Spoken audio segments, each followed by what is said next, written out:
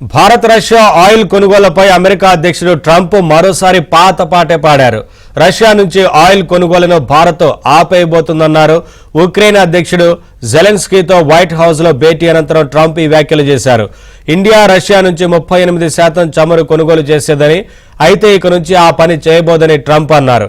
ఆ దేశం ఇప్పటికే కొనుగోళ్లను తగ్గించేసింది, దాదాపుగా ఆపేసేదాకా వచ్చిందని ట్రంప్ అన్నారు. అయితే ఇప్పటికే ట్రంప్ వ్యాఖ్యలను భారత్ ఖండించినప్పటికీ ట్రంప్ మరోసారి ఇవే వ్యాఖ్యలు చేయడం ప్రాధాన్యత సంతరించుకుంది.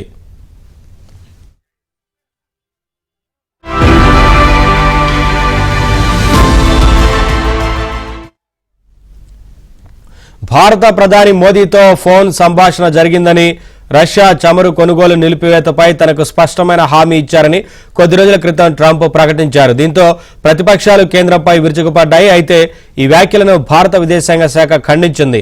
భారత్ తమ పౌరుల ప్రయోజనాలకు అనుగుణంగానే నడుచుకుంటుందని ఒక ప్రకటన విడుదల చేసింది.